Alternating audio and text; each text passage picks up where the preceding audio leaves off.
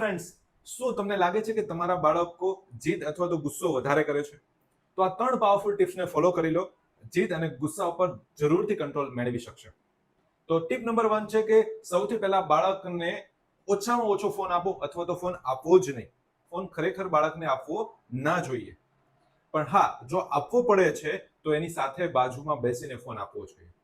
Tip number 2, બાળકોની સાથે કોઈને કોઈ એક્ટિવિટી સ્ટાર્ટ કરી દો કે જેનાથી બાળકોની સાથે તમે રમશો, તમે એની સાથે ટાઈમ સ્પેન્ડ કરશો કે જેનાથી ઓટોમેટિકલી બાળકનું બોન્ડિંગ તમારી સાથે થશે અને જે તમારા માટે તમારી જે વાતો છે જે નથી માનતા અને એના બિહાફમાં એ જીદ કરે છે તો જીદ દૂર થવાની શરૂઆત થઈ જશે. ટીપ નંબર 3, ખૂબ જ ઇમ્પોર્ટન્ટ કોઈ ટિપ્સ હોય તો ટીપ નંબર 3 છે. આ ટિપ્સને ખાસ ચોક્કસથી ફોલો કરજો કે જેનાથી બાળકની જીદ ઉપર તમે કંટ્રોલ મેળવી શકો છો.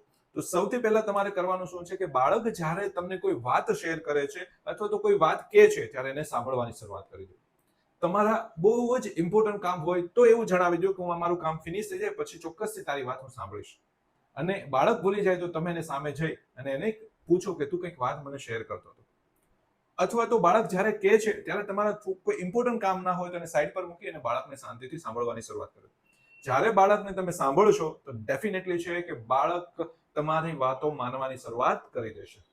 તો તમે 3 ટિપ્સને જરૂરથી ફોલો કરો અને તમને ખૂબ સારી લાગી હોય તો બીજા લોકોને શેર કરો. Thank you.